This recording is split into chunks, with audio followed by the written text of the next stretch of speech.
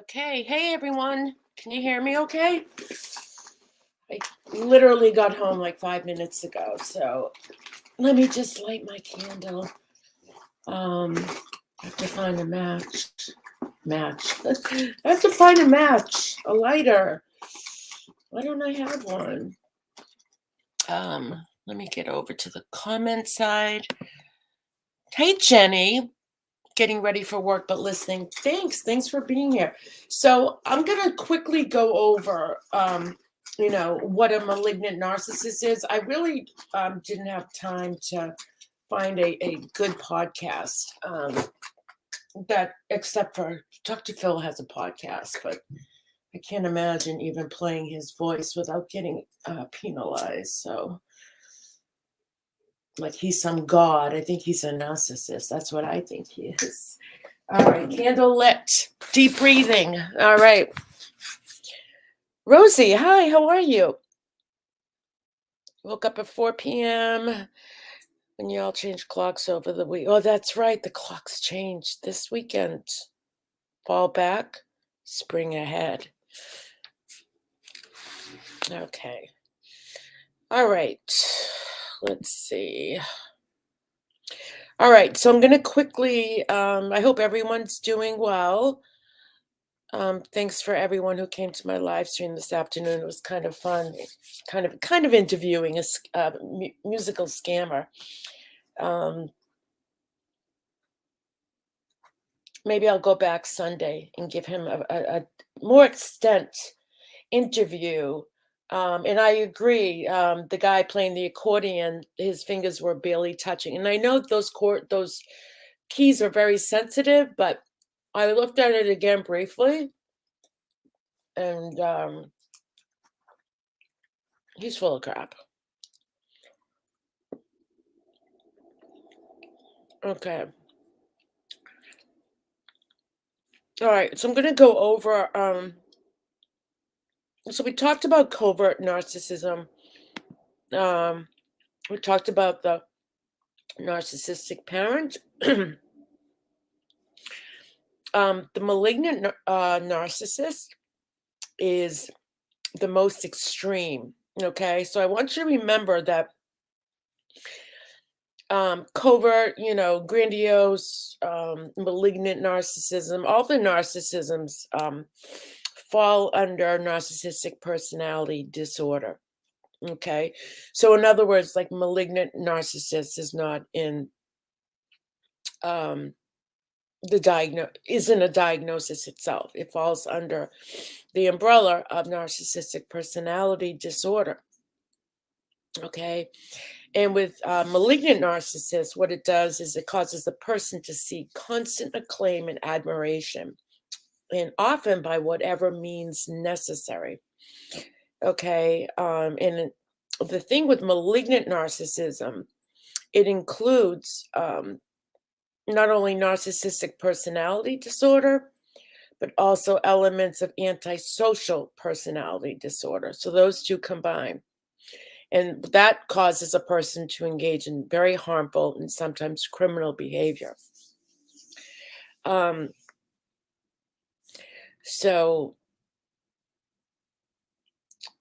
in 2019, there was an emphasis that malignant narcissism is a judgment based on beliefs about a person's thoughts rather than an actual diagnosis. And this judgment relies heavily on legal and forensic frameworks rather than medical science. So that's interesting. So signs and traits of a malignant narcissist. Hey, hell to the no. Lee, good to see everyone, Ivy. Thanks for coming. And we're also going to talk about setting, I wanted to add setting boundaries for ourselves, which I think is really important and can be difficult. But I'm going to play a podcast on that too, and I think you'll find that helpful and interesting. So malignant narcissism, the characteristics of narcissistic personality disorder is lack of empathy, okay? Using relationships primarily as a tool for gaining self-esteem, having little interest in others' experiences, needs, or feelings, attention seeking behavior, feelings of entitlement or being special, believing themselves to be superior to others. So, a person with malignant narcissism may harm others to gain attention, which that feeds their sense of superiority and they get what they want. Um, and for that reason, a person may also have traits of an antisocial personal personality disorder, and those include with antisocial personality disorder, disregard for or hostility toward the rights of others, aggression and violence, lack of remorse for harming others, a tendency to lie, breaking the law, chronic irresponsibility, impulsive or reckless behavior. And just like other types of narcissism, malignant narcissism may appear superficially charming. They can manipulate people to gain praise or lie about others to depict themselves in a more flattering light. Um, so they do crave attention and acclaim. Uh, they believe they are special and want you to believe this as well. Um, and they may seek the attention they want through positive strategies such as getting a good job or being charming, or negative ones such as lying to others or abusing loved ones. Um, However, their strategies for getting this attention tend to be more aggressive, and they show less regard for the rights of others. Um, and how to deal with them. So what I'm getting from this too is this also would fall under, victims of domestic violence with their partners. Um, People co-parenting. Also, you might have a boss at work who could be a malignant narcissist. But it's important to document your findings with this person, whether it's a partner, a boss, it's like someone you work with. Um,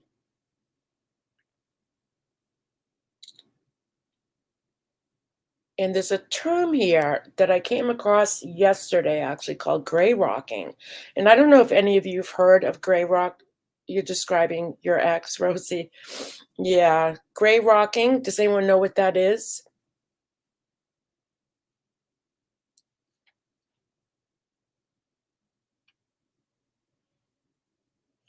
So, when I say documentation, because in some situations we don't have any choice to deal with a malignant narcissist, such as, I should have explained that better, a boss, co parenting, um, any kind of legal relationship that has to be shared. Um, and documentation is important because it prevents the person with narcissism from making false claims and escalating abuse by, for example, trying to seek custody of children. Um, so it's important to communicate with them also in writing, almost like even a contract. So gray rocking means channeling a gray, boring rock. So, in other words, being as uninteresting as possible. So many people with narcissism want a reaction, even a negative one. And when they do not get it, they may lose interest. Okay. So it's important that you show, at times, if you can just show that you are not interested. Establishing boundaries. Uh, with individuals with narcissism often violate boundaries. So it's important to establish internal guidelines, which might include deciding to leave the room if the person becomes abusive or spending only a limited time with them. And it's important to understand narcissism. Um,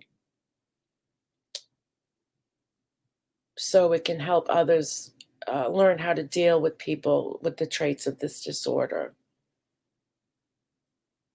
Okay, so again, it's not a medical diagnosis, um, and it does remain controversial at this point, whether it falls, right now it falls under narcissistic personality disorder, but there is some controversy, and I think that's more on the criminal aspect side of it. Um,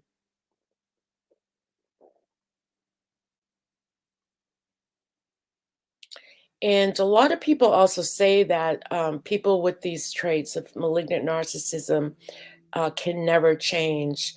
And there is no science supporting that idea at this point. However, there is also no evidence that third parties can compel them to change.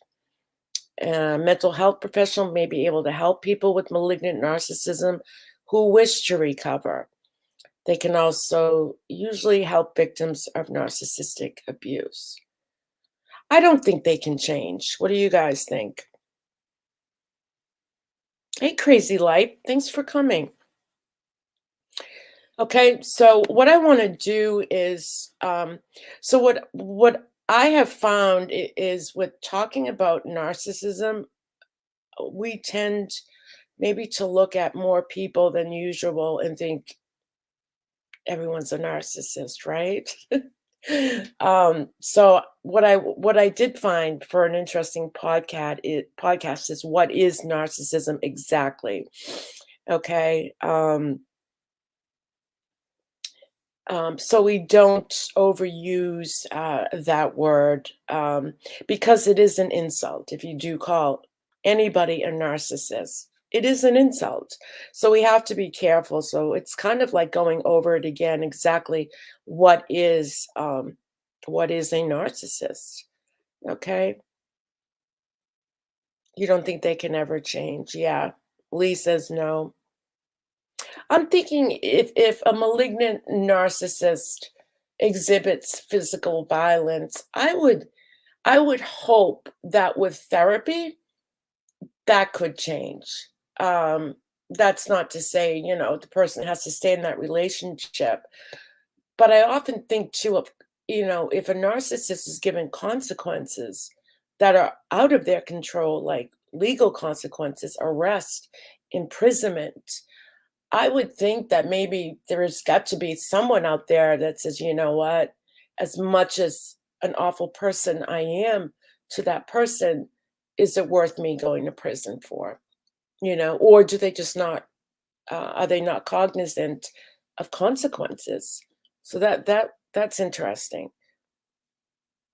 An American psychiatrist told me that the term malignant narc really took off due to Trump was used far and wide describing him. I believe that. Hi, Angela. I think it's ingrained in them from childhood. Yeah, and they're gonna talk about that as well in this podcast. So this is let me see.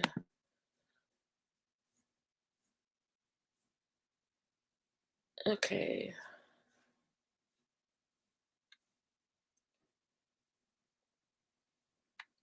And they're gonna talk about, is there an official medical definition of a narcissist, or is it just a random insult hurled at people we dislike?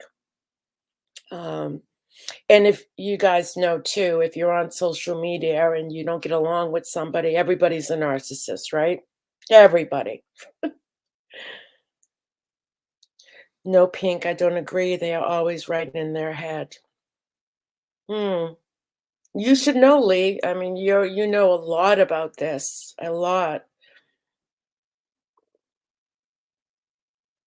I think the words narcissist and also gaslighting are two terms that are overused without clear knowledge of what they really mean, especially on social media. Yeah, crazy life. I absolutely agree. And then maybe there are people who, have hurt us and um, we don't even think of them as being a narcissist. Maybe they're the covert, so it is confusing. I went through that. I went through that with a creator a few years ago, and the OGs know probably exactly who I'm talking about. Someone who betrayed me, who I knew before YouTube, and I still don't know if I to be honest, I don't think she's a narcissist. But there are people out there who will have talked to me and said, "You just don't see it." Um, so I think the more I learn about this, just as you are also learning, and those of you who have learned, um, this is very helpful for me too.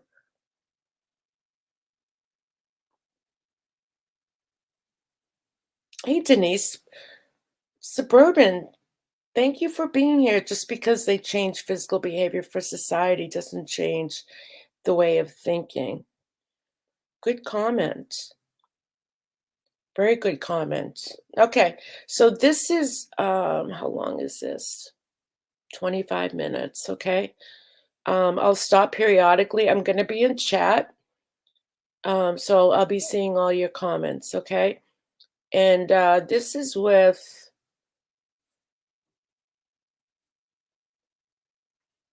Rihanna Milne, Milne. Um, she's a MA. What does MA stand for? She's a certified global life and love trauma recovery coach, certified clinical trauma and addictions, professional certified mindfulness coach. She's an author, number one best-selling author, the host of her own podcast called Lessons in Life and Love, an educational speaker, licensed mental health counselor for over 21 years, living in Palm Beach County, Florida. And Gabe Howard is also one of the speakers, an award-winning writer and speaker who lives with bipolar disorder. He is also an author of the popular book, Mental Illness is an A-Hole and Other Observations, available from Amazon. And I'll be, after the podcast, because I just got home, I'll be posting those in the description, okay? Those links to those two people. So let's get started. Okay. Mental health and psychology. Here's your host, Gabe Howard. Welcome to this week's episode of Inside Mental Health, a Psych Central podcast. I'm your host, Gabe Howard, and I want to quickly thank our sponsor, BetterHelp. You can grab a week free just by visiting betterhelp.com/psychcentral. Calling into the show today, we have Rihanna Milne. Miss Milne is a certified global life and love trauma recovery coach, a certified clinical trauma and addictions professional, a certified mindfulness coach, a number one best-selling author, and host of the popular podcast Lessons in Life and Love. She's also a licensed mental health counselor for over 21 years. Ms. Milne, welcome to the show. Hi, Gabe. Thanks for having me. I really appreciate being here. Today we're going to talk about narcissism. Now, narcissism is defined as a person who is selfish, has a sense of entitlement, lacks empathy, and has a constant need for admiration. In general, society doesn't think very highly of narcissists, yet they are often found in very prominent places like management and government. Mm-hmm. Before we delve into all of that, Ms. Milne, why do some people become narcissists? Oh, gosh, there's so many different reasons. But yes, it is a hot topic. Well, the research shows 90% of us have unhealed, unconscious childhood trauma events. And some people do develop some more extreme personalities from their childhood events. So it really depends on the lack of severity that they had as a child, the number of traumas that occurred for them, if they were repeated over a long period of time. Signs that can show up early in life when they're children or teens are like oppositional defiance disorder, juvenile delinquency, bullying or vying for power over other kids or animals, a need for control, temper and anger. I have found with my years of work in various settings with children as young as 5 to adults into their 80s, The same top childhood events kept coming up over and over again. Bullying or personal trauma, or there's rejection from families. There's just these types of things that kids and teens experience that if as an adult they're not healed, they can come out in narcissistic ways. So it all does begin back in childhood and the family environment and how people were treated when they were younger. When you explain it like that, it immediately triggers this almost sad response in me. Like I feel bad for somebody who's diagnosed with narcissistic personality disorder, but that's not the way our society sees it. We very much dislike narcissists, and we use the term really as an insult. And as you said, we survive relationships with narcissists. We've had bosses who are narcissists, and we never say that as in, I hope they get medical attention. We say that as in, this person is a bad person. It's because of narcissism, and that's why we can move on to something negative about them. How do you rationalize that? Okay, so one of our political figures defined as a narcissist, without saying names, he was brought up by a very demanding, authoritative father who was an alcoholic. He did not let him have childhood friends. As a young boy, he had to work in his father's tenement apartments. Okay, whoever she's describing, because I've listened to this before, let me know who you think you know who it is. I don't. I don't. I don't know if it's Trump she's talking about, but that really piqued my interest. And as far as the narcissistic boss, and I've mentioned this before, I've worked with one, and it is hell. It is absolute hell. And it's frightening, especially when it's somebody who can um, put you in a position where is that person capable of even getting you fired? So that's, I think, the closest I've been to a narcissist is in the workplace. Cleaning bathrooms, and this is all public knowledge with the biography of this person. And he said he used to scrub floors and say, one day I'll have gold toilets. Oh, Right. So he grew up in a very demanding, difficult situation. Some of the things that come out with people with unhealed childhood trauma is failure to take responsibility, blurting out, which means saying things that are inappropriate and leave people kind of stunned, perfectionism, jealousy, control, people pleasing. Then we can keep the one politician in mind, superficial charm, need for stimulation and proneness to boredom. This all comes, again, from the childhood dynamics. It seems like narcissistic personality disorder would be very easy to spot. Their behaviors, based on what you have just taught me, seem very self-evident, yet people get in relationships with them, they go into business with them, they get taken advantage of by them, and it's not until after all of those things occur that they're like, aha, that person was a narcissist. Why are they so hard to spot? Well, keep in mind, they have a very intelligent way of being. They use cunning ways to survive as children. That's where unhealed childhood comes from. It's a survival and coping mechanism that becomes a norm as you grow into your adult life. The reason is that they're good at what they do. Their number one thing is playing a con or manipulating another for pleasure, profit, or lifestyle advancement. So it takes a while to catch on or to catch them in a lie. Usually the research shows it's 4 to 9 months that signs start coming out, or once there is some kind of a higher commitment levels, being exclusive, getting engaged, getting married, or having a child, or moving in. So I know she's talking about childhood trauma, but I do also know that narcissism can develop from, that golden child. We talked about that the other evening where, you've got the scapegoat child and the golden child who basically gets away with everything. I don't know. I don't remember if she talks about that too, but I can see the childhood trauma, but I can also see narcissism developing from the golden child, the spoiled child. In together. these are some of the signs where some of this narcissism can start showing up. And again, usually it's for their profit or advancement. So they're not going to let on. And I know people beat themselves up, like, how did I get conned? What's the matter with me? And the sociopath, psychopath, narcissist go after good-hearted people who happen to be usually faith-based. They believe in love. They believe someone can change. They're forgiving, giving others second chances.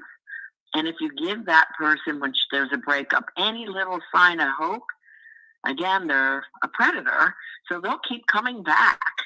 And they're good at giving a lot of attention.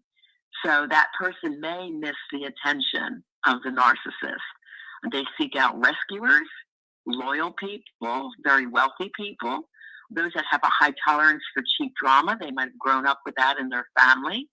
And they can handle some of the toxic behavior because they might have seen that modeled in their mother or father. That life that they paint for you to manipulate you and bring you in to their world.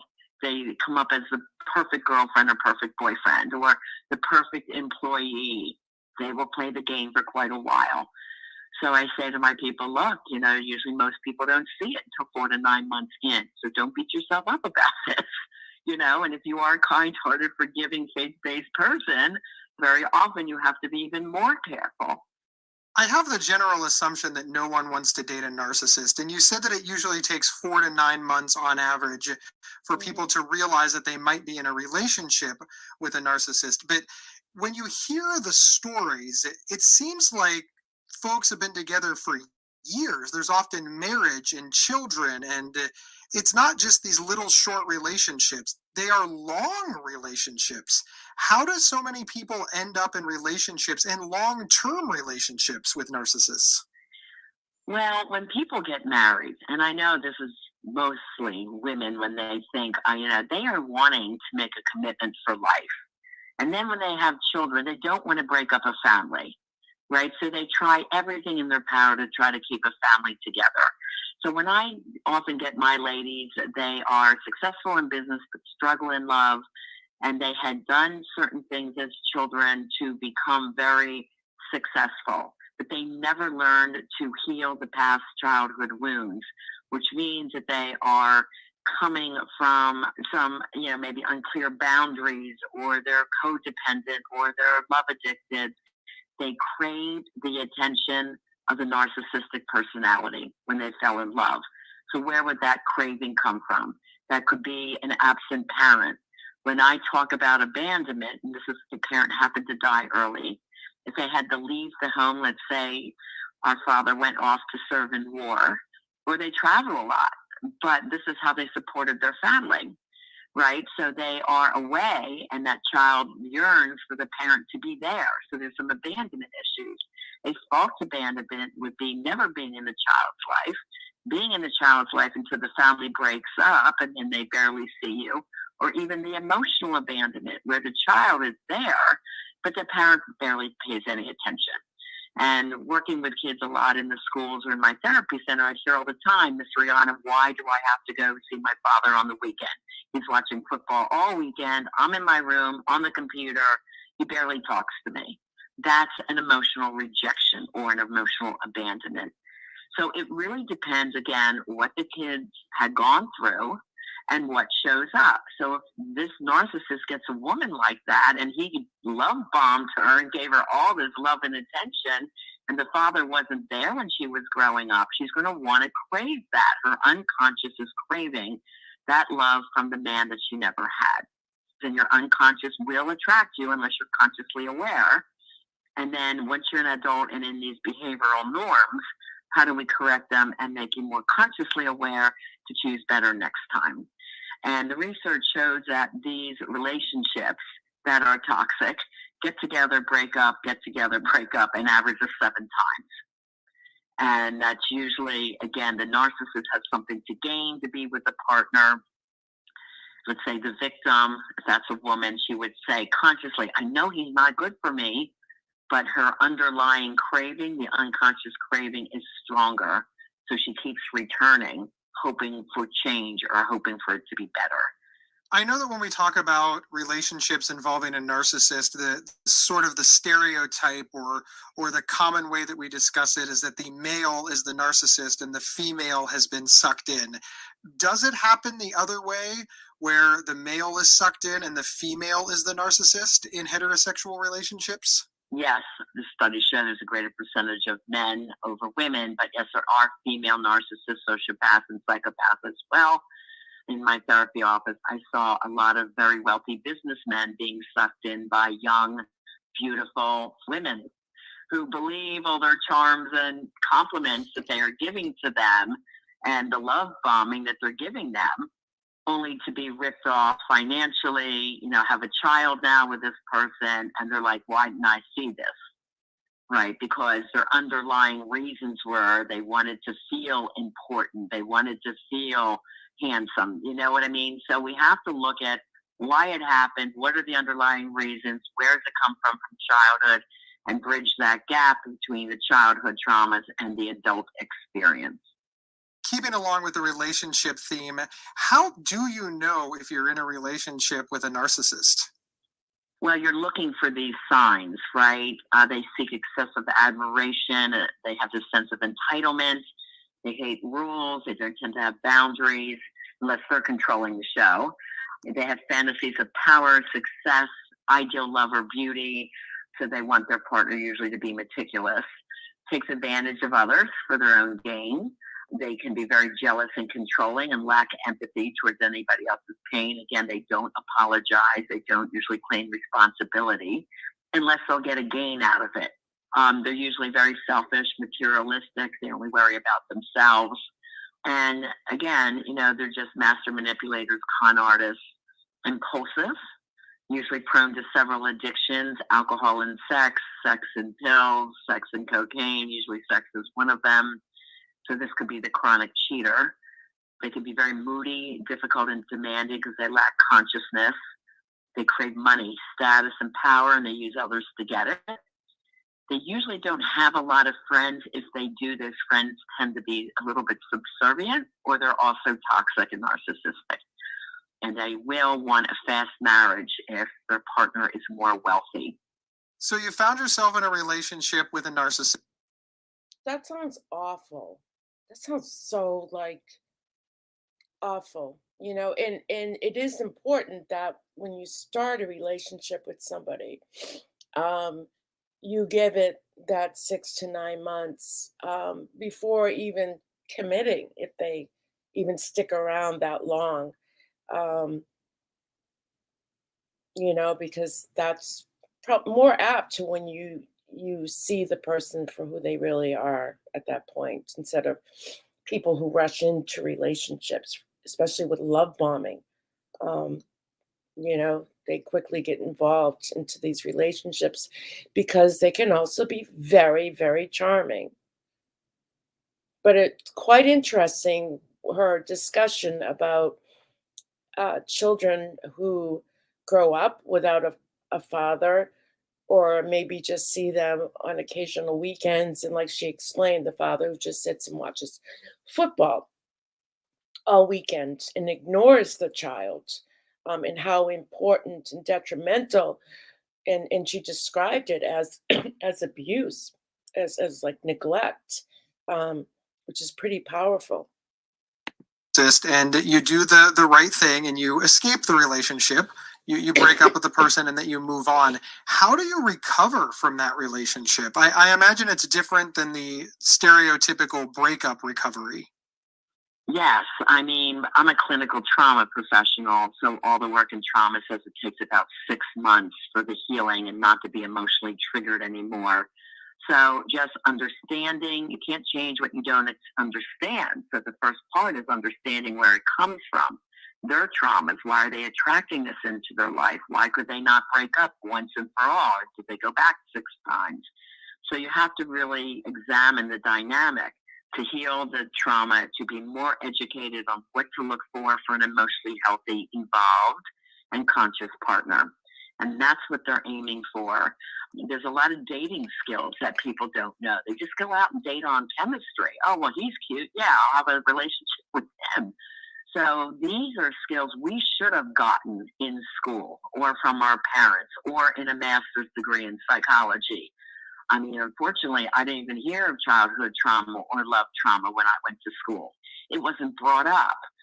So this was based on my own experience with someone who was narcissistic, sociopathic, and none of my therapy friends could help me heal. It's like, we don't know what he has, but he has. Why would he ruin his whole life? So it was that search for answers that led to my own healing. We'll be right back after a word from our sponsors. Wow. There's a little bit more to it. So what do you think? Yeah, she said, should it be integrated into education as part of health? I would think it would fall under health in school if they even have that anymore. Or should it start at home? You know, I look back and I can identify with my daughter um, some of the choices that she has made in dating.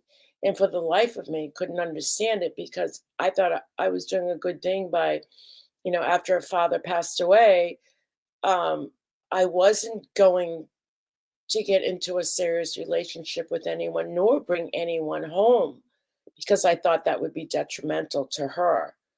Um, in all these years, that lacking that father figure, now I'm feeling really guilty.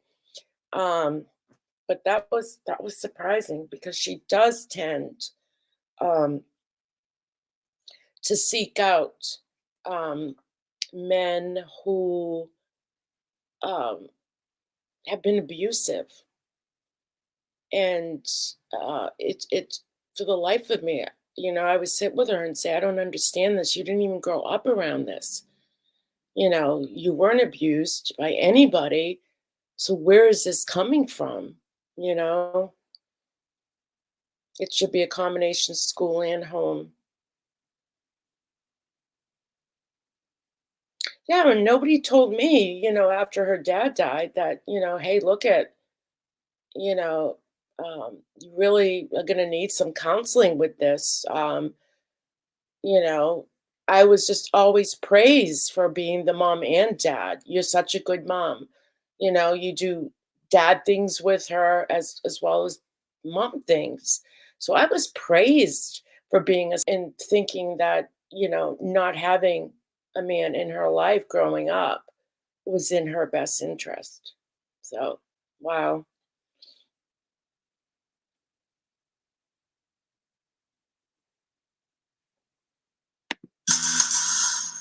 Is there something interfering with your happiness or preventing you from achieving your goals? Yeah, YouTube. I'm like, yes, social media. Next. I know managing my mental health and a busy recording schedule seemed impossible until I found BetterHelp Online Therapy. They can match you with your own licensed professional therapist in under 48 hours. Just visit betterhelp.com/psychcentral.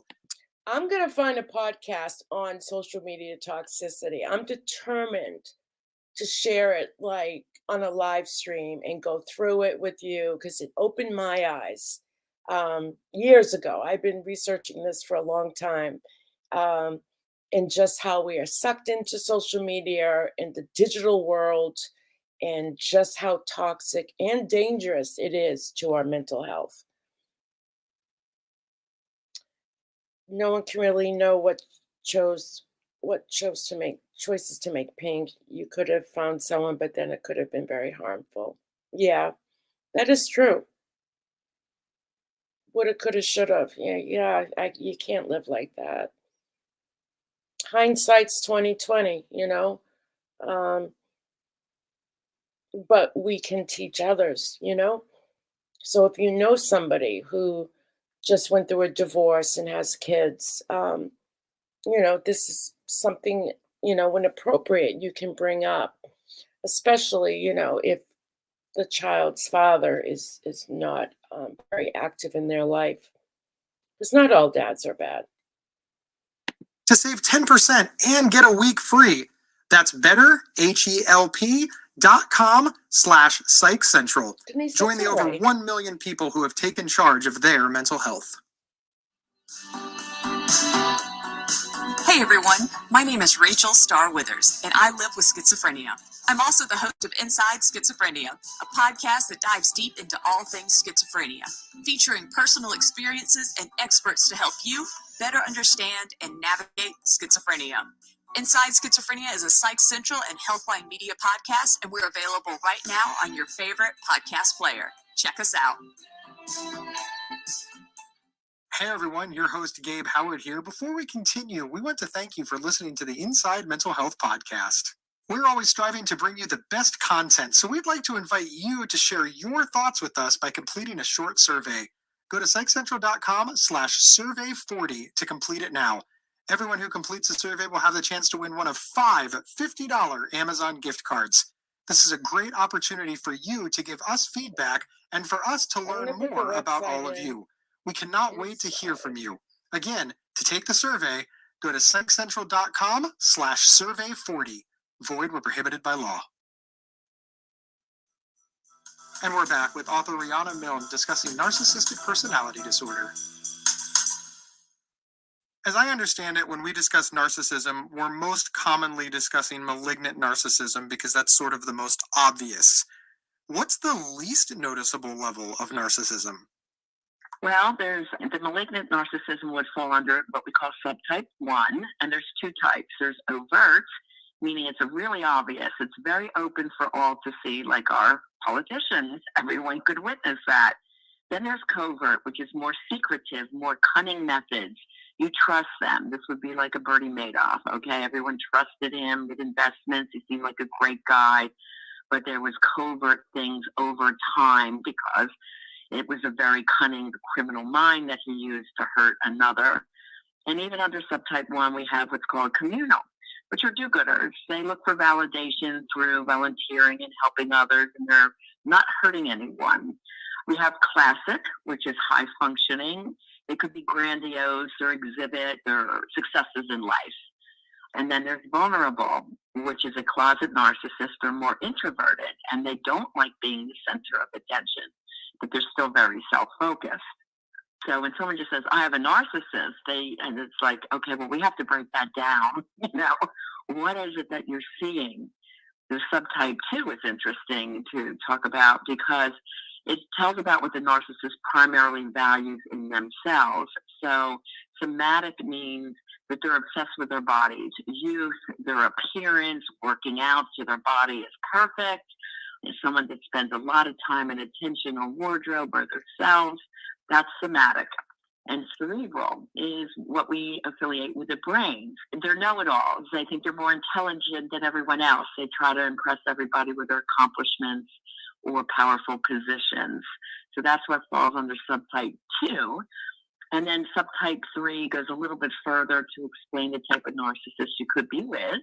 And that's the psychopath and sociopath, which we also call sadistic. They can also be codependent and try to attach to others, which they feel are narcissists feel special. So the sadistic types takes pleasure in hurting others, and they always like control. That feeling of control and being able to manipulate someone is their high. An inverted subtype 3 has a victim mindset, and they do also suffer from child abandonment issues. This is the one that's always the victim, but still very self-focused. That sounds familiar. Someone who always plays the victim. And she said, childhood trauma. Interesting. Say that you are a narcissist and you're self-aware enough to realize that A, you are a narcissist, and then B, that you want to change. What does that treatment or therapy or process look like? Narcissists, they appear like they love themselves, but they really don't. It's kind of like a cover to feel loved and to get attention that they did not get as a child. So very empathetic education, explanation that's very direct, that they can say, oh, wow, so because that happened, I became like this. I seek this attention, right? So once they start understanding why they have the patterns they do, they usually want to have some change. So we have to teach self-love. Who is it and what is it that they really want to be in their heart? Boost the unconscious deficits that are going on and teach better self-esteem and confidence because they really like who they are. Again, that understanding of their past childhood traumas and their mother-father relationships with them, the client, and also with each other. That plays a huge part. So we have to really go through it step by step. Usually the developmental psychological growth is arrested and stuck in childhood. So they have this unrealistic sense of self, and they have to understand their narcissistic defensive. They have to confront themselves or defective moods or angers. So there are actually people out there who are narcissists, and I've heard this before. And I think because it's been trending for the past few years, the word narcissist, that more people are recognizing it, not only in others, but in themselves, and are actually seeking therapy. And again, it's not something that can be cured. It can be maintained.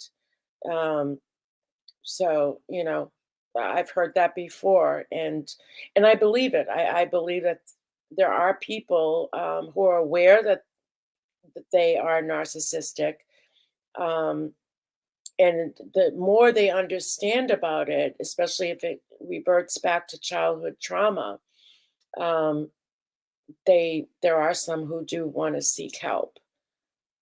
They're acting out. How are they coping? Are they coping through getting sexual attention? Well, they have to have a different coping style. They have to change any cognitive distortions about themselves or their partners.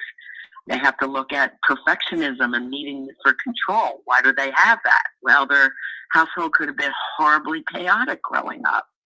And we have to get rid of that black and white thinking. There's a lot of work to do, and that's why it usually takes 4 to 6 months. Narcissism is so popular and people feel like they're experts on it, yet there is so much that we don't know. What would you say is the biggest myth that society believes about narcissistic personality disorder? I wouldn't describe this as a myth. I just think it's way overused. And they really are not clear on the definition between narcissism, sociopathy, and psychopathy.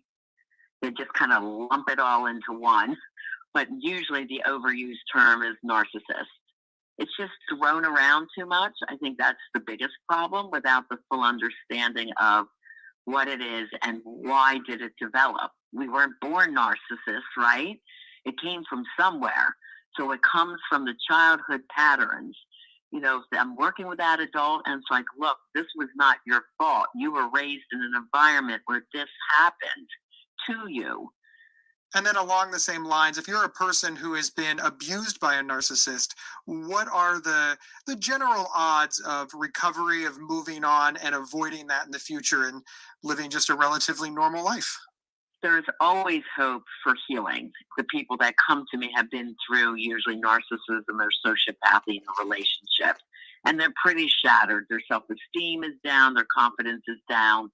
They don't understand what they did wrong, and usually there's RRS, which we call relationship repetition syndrome. They get into relationships that's the same type of personality type over and over and over again. They can't understand why they do this. It's a lot of self-education and healing. And we take the time to have them heal, grow their confidence, their self-esteem, their knowledge about these personality types that could break their heart. So they're more empowered if they're out there in dating world. And if they're a couple, they understand each other's childhood wounds. They learn to take responsibility for them. They learn a new communication style around them if they are emotionally triggered. And together they work on this because ironically, they usually trigger each other. But once they learn how to heal this, they really become each other's best friends because they understand the unconscious needs they have for each other. Ms. Milne, thank you so very much. I really appreciate all of your answers and all of your information. Where can folks find you online? And I understand you have some free gifts for our listeners. Absolutely. Really? I always come bearing gifts. The best place to find me is my website. It's my name, RihannaMilne.com. And when you're on there, you can take the 4 free love tests. They're there for singles or couples. You can download the first free 60 pages of both Live Beyond Your Dreams and Love Beyond Your Dreams. Live Beyond Your Dreams is about the mindset for success. That mindset, conscious awareness, is an extremely important part of the healing. That is yoga.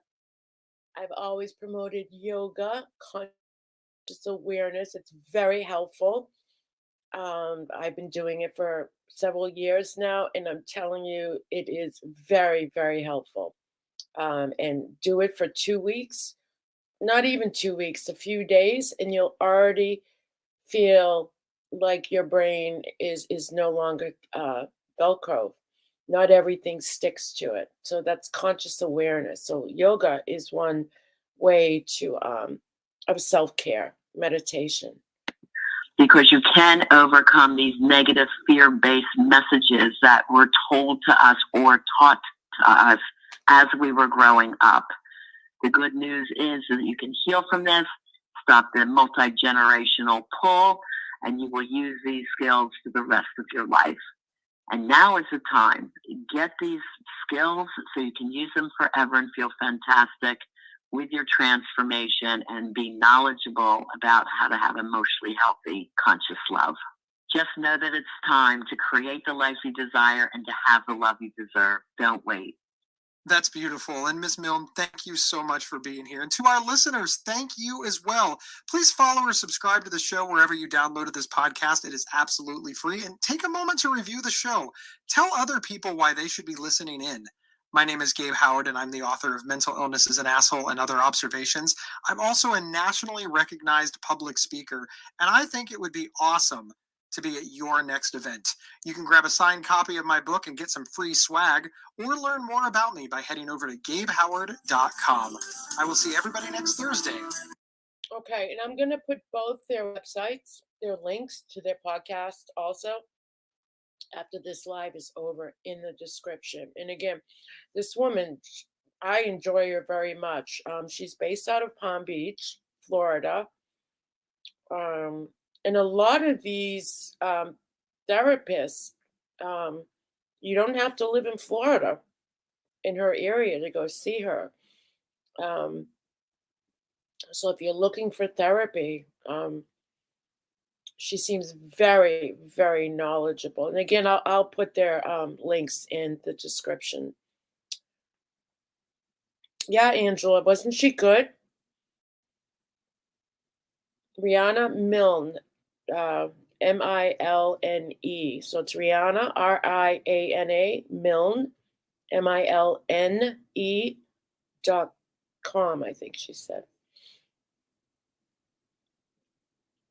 Okay.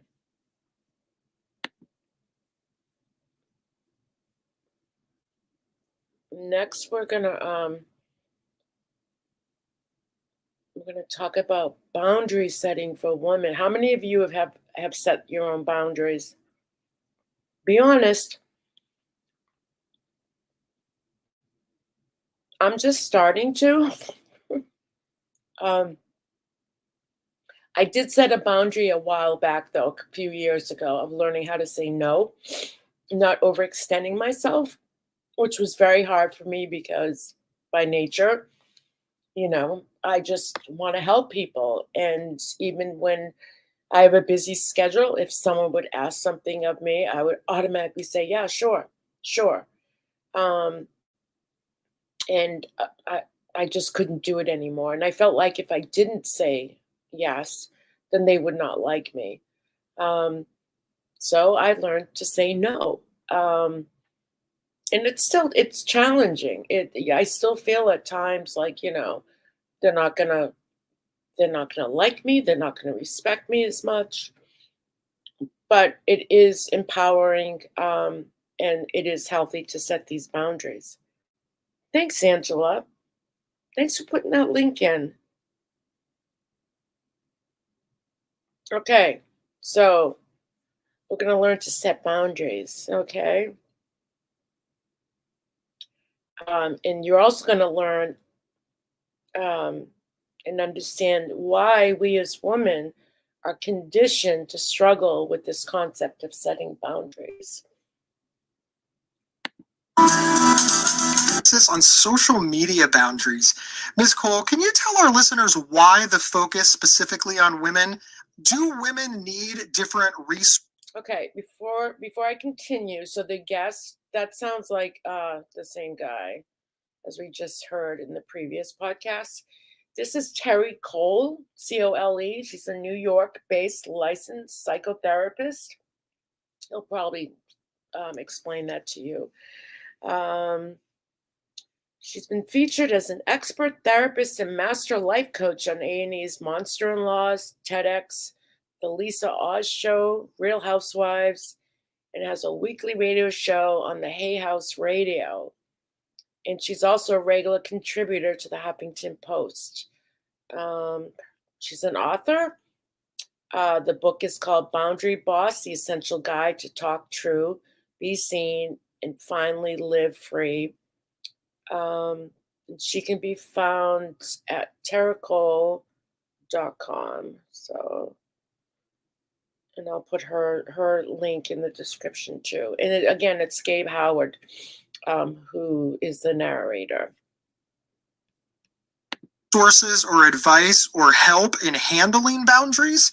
Oh, yes, really specifically because men and women in a traditional sense are socialized very differently.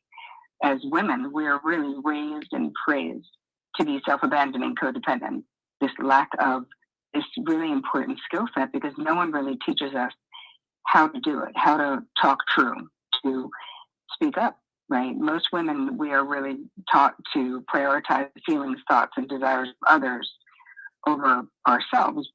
And I don't really feel like men are raised the same way, at least not in my therapeutic experience. Obviously, I'm not a therapist, but I can see where ignoring our own needs and allowing people to move in on your territory would cause problems. That seems, well, frankly, just intuitive to me that if you're not paying attention to your own needs and nobody else is paying attention to your needs, that you're not going to be able to live your best life. With that in mind, what exactly is a boundary? Well, the way that I teach it is that you having healthy boundaries, anyone having healthy boundaries, and just to back it up for one sec, this is not to say that men don't struggle with this, because I know plenty that do. It's just that I'm more expert at the female experience. So you having healthy boundaries would be you knowing your preferences, your desires, your limits, and your deal breakers, and then having the ability to communicate them whenever you so choose, with whomever you so choose. As I was reading your book, one of the things that struck me, it was just a common thread or theme in the book, is that many of your clients see having choices as a revolutionary concept. Can you delve into that a little bit? Because I just sincerely thought that everybody knew that we had choices. Yes, I can delve into it. And no, people don't know that. Because especially if you have been trained a particular way, and if you have a fear of rejection, then your choices are limited, or you have a fear of conflict. And I found that in the work that I've done for the past 2.5 decades, a lot of women in particular have this fear, the disease to please or the people-pleasing syndrome. That limits your choices, because if I'm going to make a choice that is then going to make someone else disapprove of me or reject me, or be mad at me, I don't really feel free to make that choice. Exactly. And this is where a lot of the self-abandonment comes in. And so through the process of walking through this, we start with deepening the understanding of what is your downloaded boundary blueprint, right? Each of us has one. The family of origin, the country, the culture, the way that you were raised, the models of behavior that you saw. All of those things basically taught us the quote-unquote right way to interact in our relationships, in our friendships, in our families, and in the world when it comes to boundaries. Revealing that is really important because you can kind of look at it like it's like an architectural blueprint for a house. that someone else designed, like maybe a century ago, where it just gets handed down generation to generation. Maybe you had a maternal impactor who was a people pleaser, who was more of a pushover, who was more of a chameleon trying to avoid conflict. Then, especially as a woman, you see that this is what it means to be a woman. Say yes when you want to say no. Put yourself out for the neighbors, for the church people, for the whoever, at the expense of yourself. Mm-hmm. But you don't have to do that just because that's the way the people who came before you did it that way. You can actually learn to exactly what you had said before to me, take what works and leave the rest, right? You can create your own boundary blueprint, but you need to know what's in the unconscious one before you can do that. Now, when we talk about social media, you really can't choose who you share it with. It becomes public. Are boundaries more important over social media than they are just in day-to-day life, or are they just different? Well, here's the thing. It's not that it's more important. It's just that having disordered boundaries when it comes to social media, and it's not just disseminating information, it's really about internal boundaries. Like, is there any limit you have yourself on the time that you spend with your face in a screen? How much compare and despair is happening within your own life? Because what I've seen in my therapy practice. I'm just going to interrupt for 1 second because you know what that reminded me of? They're finding out now that more and more women, because of Zoom meetings, when COVID, the pandemic started, and we evolved into this, everything became Zoom, working from home, doctor's visits, and constantly looking at yourself in a screen. It is creating a higher percentage of women with dysmorphia, with body dysmorphia, which is um, body image. Um, and I heard this from, I forget where I heard it, but even plastic surgeons are saying that their clientele is increasing, and they're finding a lot of it is because women are now looking at themselves more and more in a video, like whether it's on social media, in a live stream, Zoom meetings, 24-hour Zoom meetings. Okay. And they're becoming very insecure because they're looking at themselves more often, and they're seeing themselves as having flaws, more flaws than they might have. So I just found that I wanted to mention that before I forgot it. Yeah, Angela, it does make sense. It does make sense. Is that people will go online and basically compare their day-to-day life with Yep. someone else's highlight reel. We've heard that online, but it's true. And there's so much use of these filters. People are changing the way that they look, actually changing. It's like face tuning. And so there's these unrealistic standards of beauty, success, opulence, all of these things. And especially with the younger generation, there's this tendency to feel less than. So it's not the best if you don't have limits on the amount of time that you are falling into this hole, because that's how my clients would describe it. Or what they call it doom scrolling, where you just can't stop. And that is a problem. One of the things that I am always fascinated about when I look at the comment section on the typical female influencer, and then I look at mine, the situation seems very stark. Nobody ever mentions my clothes or my looks or threatens me physically. I'm not saying that I don't get haters. It's just very, very different. Some people believe that, oh, He doesn't get haters yet. Not yet. He's still talking about social media. Stick around. Stick around. You'll get them. I think men on social media are most definitely treated differently than women. I think women are vicious to each other. Absolutely vicious. And this is why it's important to set those boundaries.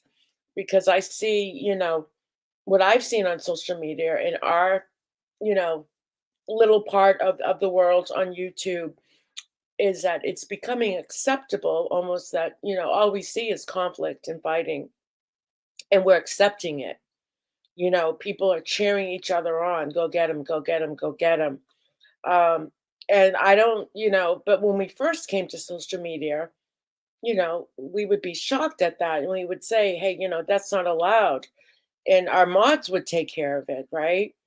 Now you go into a lot of these chats and you see a lot of these moderators bullying other people in the chat.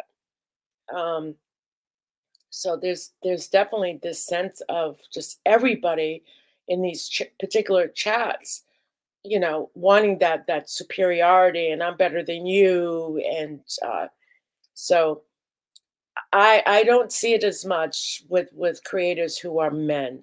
They aren't apt to drop into the drama communities as much as women. There are some, um, but overall, I see it as more a woman thing. Well, of course, if women want to avoid this, then they should be, I don't know, safer on the internet.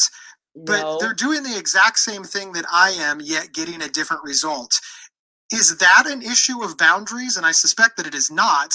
But then how do you set boundaries with, well, frankly, those evil trolls in the comment section? Well, part of it is decide who you're going to engage with. I'm out there publicly and I've got lots of interactions with people.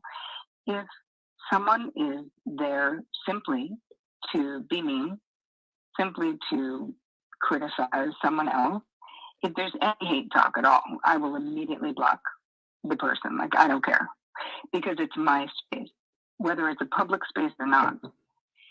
So I don't have to allow. right. So I see a lot of creators when trolls come into their chat, they give them the attention. Okay, so one boundary to set is you just block them. Just block them. You don't acknowledge them. You don't talk to them.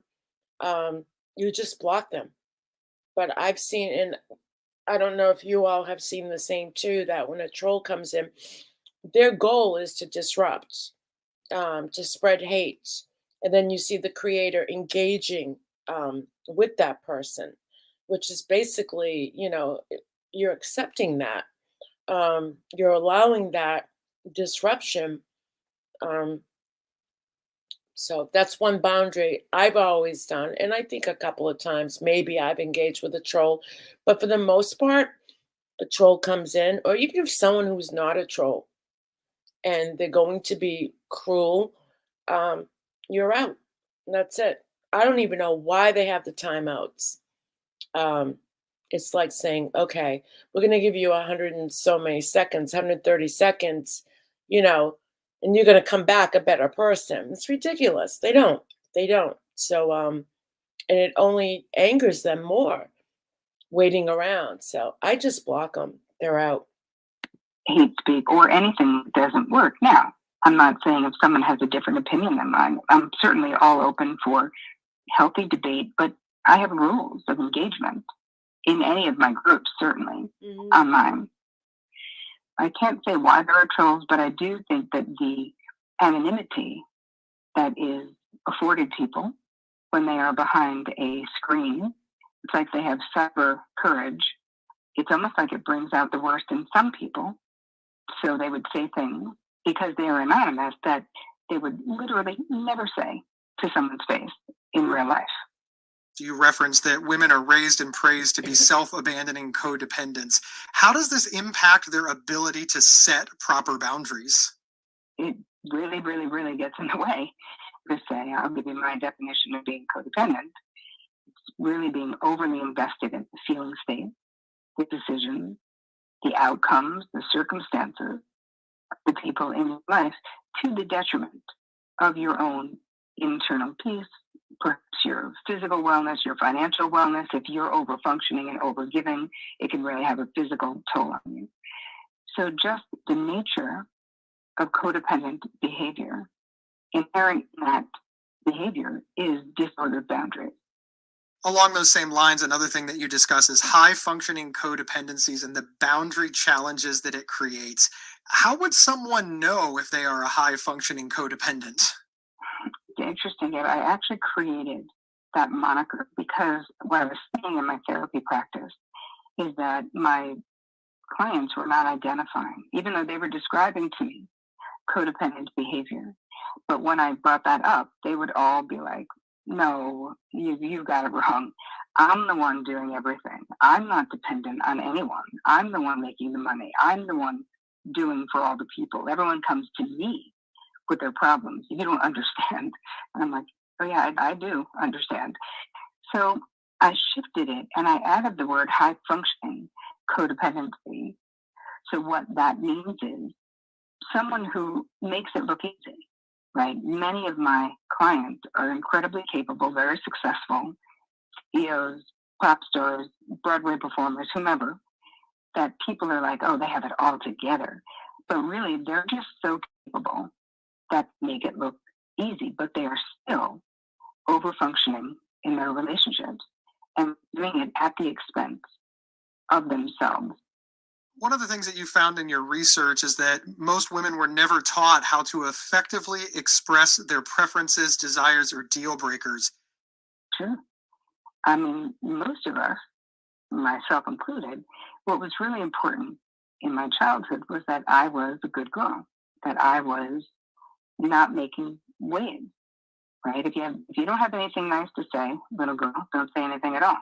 How about turn that frown around? Where's my happy girl? Like all of this emphasis, not on how you actually feel, but on behave this way because this is what makes other people happy or comfortable. We're taught that the more easygoing you are, the more lovable you are. When you have a lifetime of that, and again, this is not blaming parents or parental impactors, as I call them, because it may not be a mother or a father, it could be an aunt or whoever raised you. This is not to make anyone else wrong, right? Because we assume that people pretty much did the best they could with what they had to work with.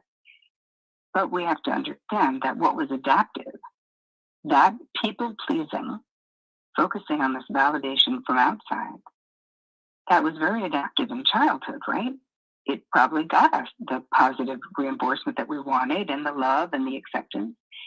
Those things, which is basically putting our own wants and needs at the end of our list, if that becomes maladaptive in our adult relationships and creates, not knowing ourselves is one part of it.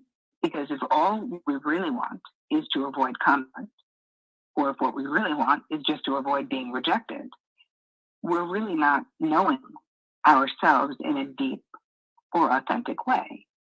But that's just avoidance, right? That isn't really knowing. Because really, when you think about it, Gabe, this is for men and women. This is for everyone. Your preferences, your desires, your limits, and your deal breakers are the things that make you uniquely and amazingly you. How many feel if they make a boundary that you fear rejection? That's my first thought. If I say to somebody, you will no longer treat me like this. I don't. This is not acceptable. Um, because to me, boundaries correlates like it's like I think of the other person taking it as criticism, um, thus rejection. But yet, why would I care if someone rejected me if all they're going to do is continue to um, behave negatively toward me over and over? You know what I'm saying? So, is it worth? It's like that scale. Is it worth? Having no boundaries and keeping that family member or friend or coworker, whomever, around to continuously hurt us. Um, but they say that boundaries, are healthy, they are good, but I believe there's also that chance that the other person will just be like, okay, the hell with you. But then I look at it as like, that's probably a benefit because they're not willing to respect that other person's boundaries. Yeah, it's definitely feels like a type of rejection. And it's true. I wasn't raised, or taught to say, you need boundaries. I remember just always wanting to please people. Um, and that wasn't a bad thing, to be the good girl, to not get into trouble. So yeah.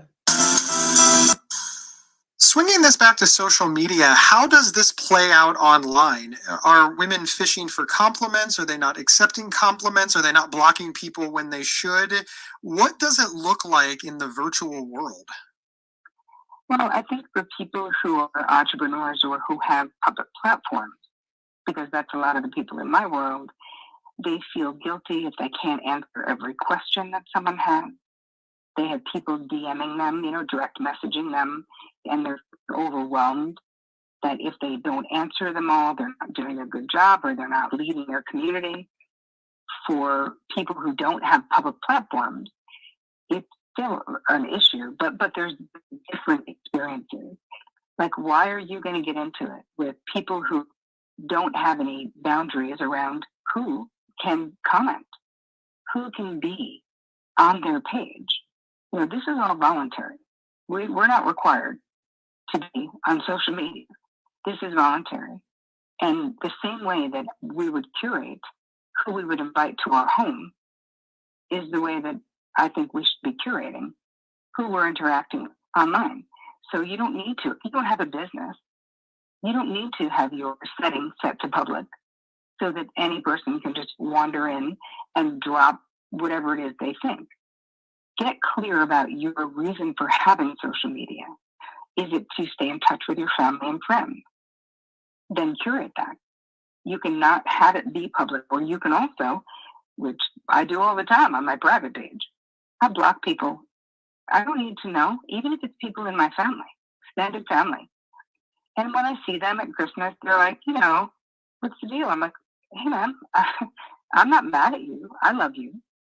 I don't want to talk politics with you. And since I asked you nicely to stop and you didn't, you're out. The same way that if I asked you to stop doing something at my home and you didn't, I would ask you to leave. I love that analogy. I think that it is a very powerful analogy and one that is very understandable. But it does sort of move the question one back, which is, how do you know when somebody has crossed that boundary? How do you set that limit and know when it is needed to say, all right, this is enough? Well, your body will always tell you. Part of what I teach is really dialing into your body wisdom, which means we need to slow down a little bit. We need to create some internal expansion through meditation, through breathing techniques, mindfulness practices, because in real life, if someone says something, you say you're at work or you're on a Zoom call, and someone says something that, is putting you down, a backhanded compliment, something, you may not have the presence of mind to say something at that moment, but something happened in your body the moment that happened. The moment you realize, you're like, wait, what did Betty just say? You're thinking this. You will have a physical response, a constriction in your chest, perhaps, a constriction in your throat, a flash of teeth because you feel angry about what was said. Part of this process of becoming a boundary boss and becoming masterful, right, at this language that no one ever taught us how to speak, is figuring out when has that boundary been crossed, and knowing that it's never too late to go back. So in that scenario, you can go back and privately say to Betty, hey, I'd like to bring something to your attention. In last Wednesday's meeting, when I said this and you said that, I want to understand, or I didn't appreciate, or I would like to ask you if you have something to say to me, to say it privately and to not do it in the team meeting, or whatever your boundary request is, right? Whatever your preference would be. But you will always have a physical response. And let's just say you weren't dialed into that physical response. You can also think about later on that day, are you ruminating about something that happened? Is it playing in your mind where you're like, wow, I really wish I said this, or why didn't I say that? Or next time I'm going to say this. That's another indication that a need's not being met or some kind of a boundary has been crossed. So I was thinking, whether online or in person, there has to be common myths or misconceptions about boundaries. Can you discuss some of those with us?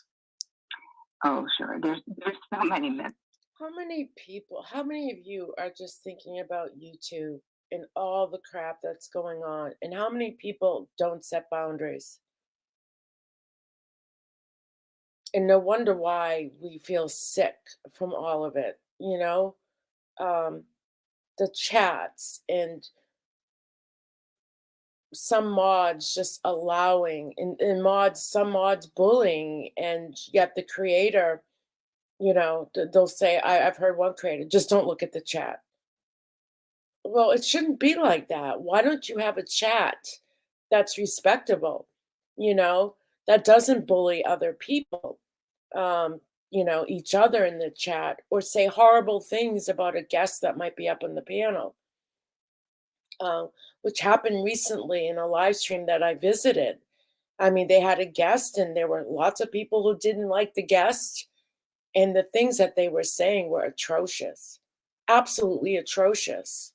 So, but everybody wants it to stop, right? Everybody wants everyone to get along, but that can't happen until you start setting boundaries. It's not going to happen overnight, um, but it's a start. And I think that more creators need to look at their chat, and they wonder, and a lot of channels aren't growing, and who wants to go into a chat anymore that's abusive? And this isn't a chat, never mind what's on the platform.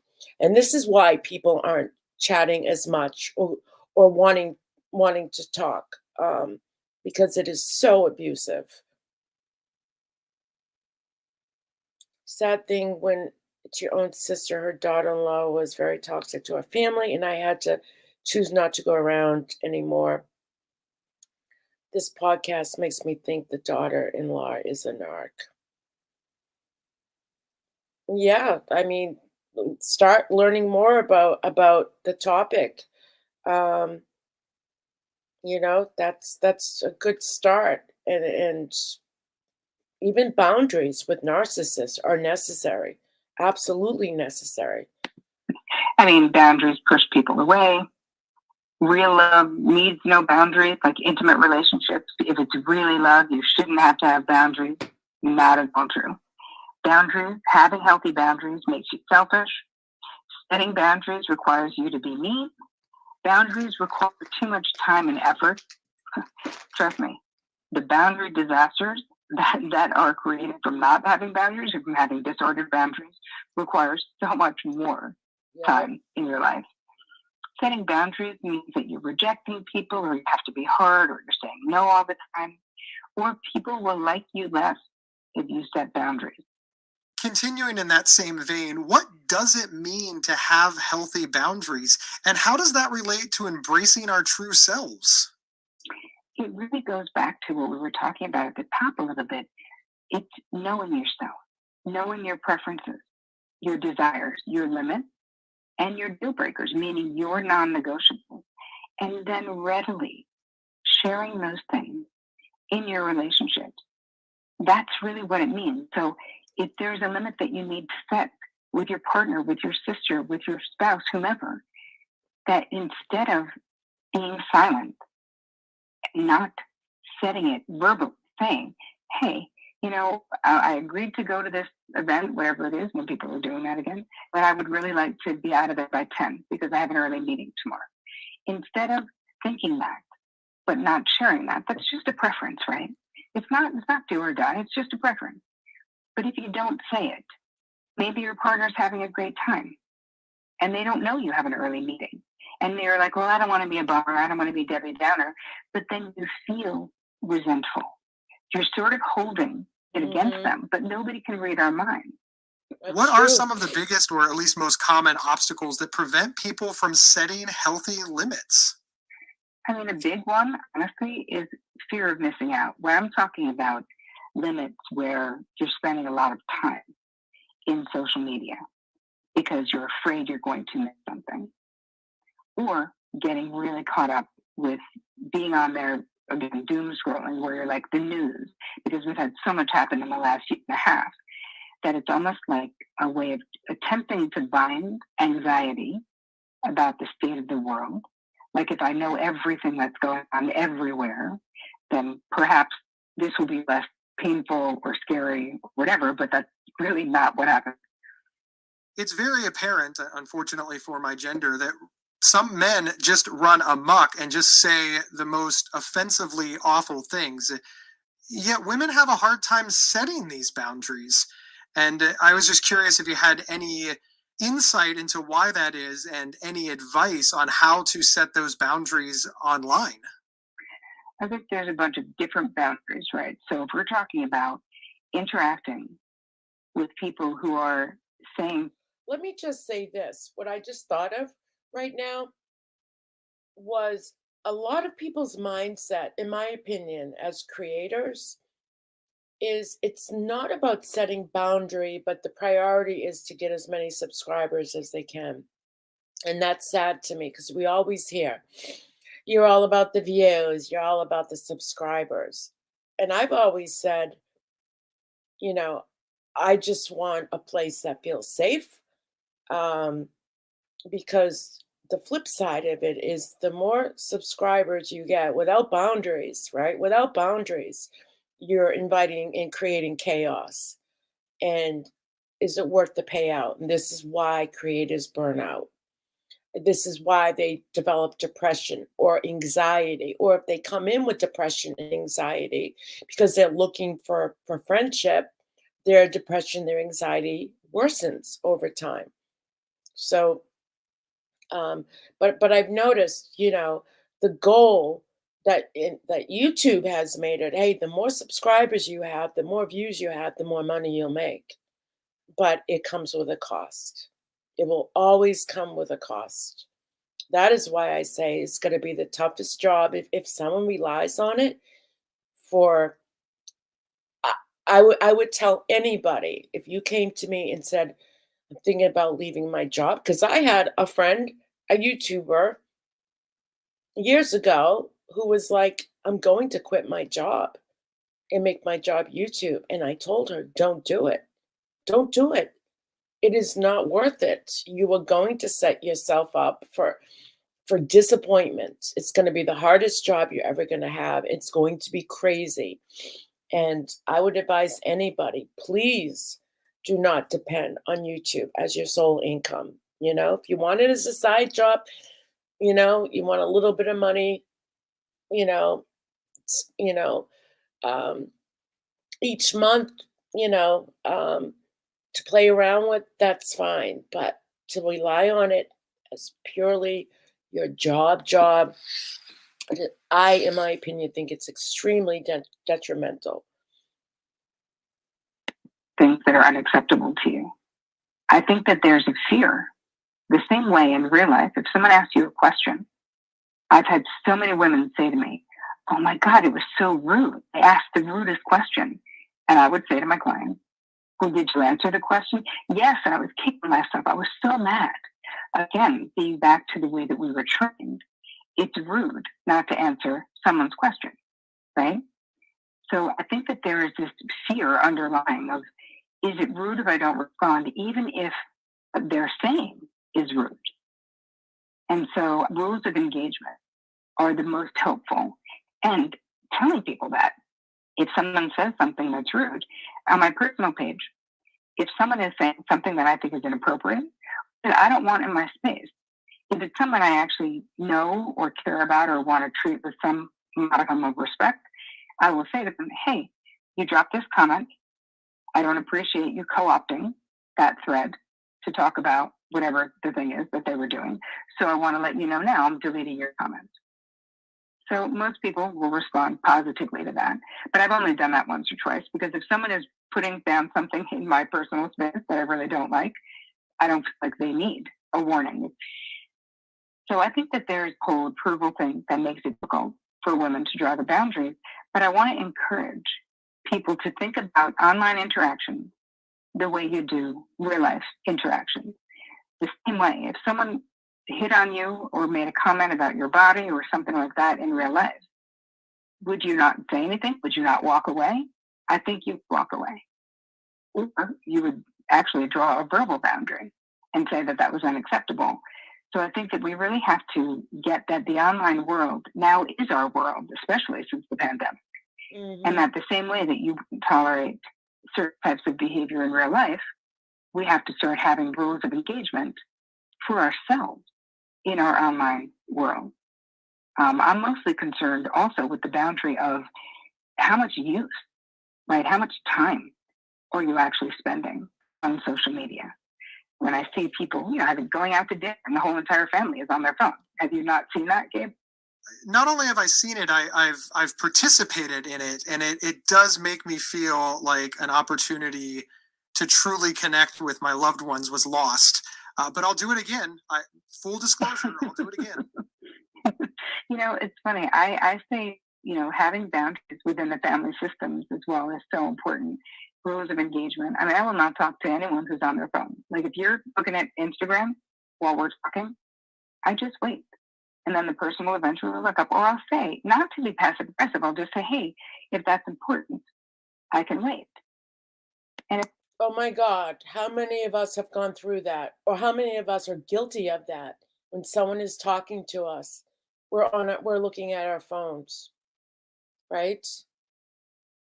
It's become so trendy now. And everywhere you go, you see it. And people like at restaurants, not even talking to each other anymore because they're both attached to them. What's this? Why go out? Why go out to a restaurant if you're not going to talk to each other? You know, is it just to fulfill the need of your hunger? Eating together, it's very cultural.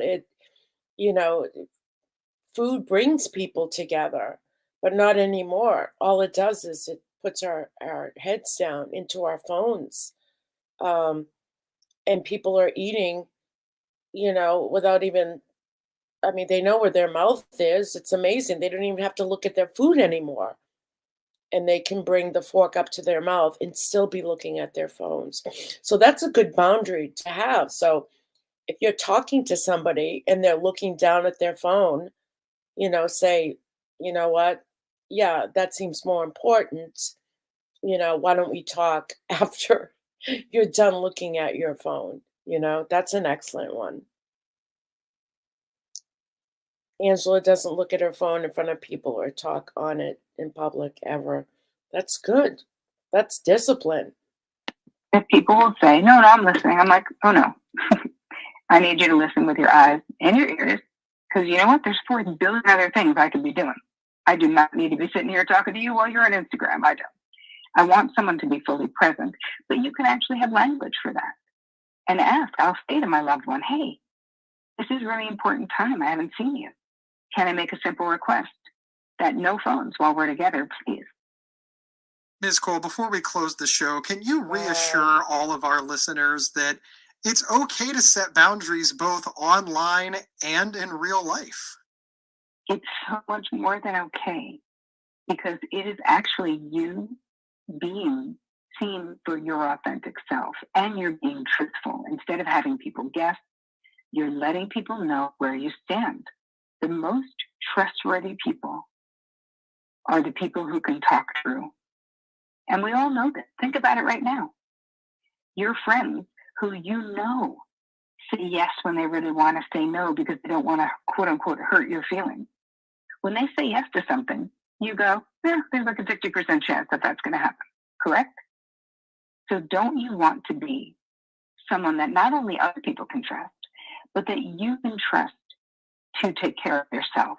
And you can always do this with love, with kindness, with ease. You never have to be mean in setting a limit with someone. It is not required unless their behavior is requiring it. But generally, it's once you get good at this, you can do it with ease and grace. So I understand if it feels scary, but I promise you, I've devoted my life's work to this.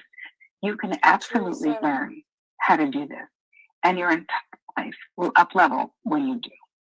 Now, your latest book is titled Boundary Boss, The Essential Guide to Talk True, Be Seen, and Finally Live Free, which is available on Amazon and I'm sure other fine book sellers. But where can folks find you and learn more? After you get the book, you can go to boundarybossbook.com, and that has all the sellers there, but it also has a whole bunch of free boundary supporting goodies, from meditations to my boundary quizzes. It's just a 13-question quiz to help you get your boundary setting baseline to understand where you should maybe put a little bit of effort in. So that's boundarybossbook.com.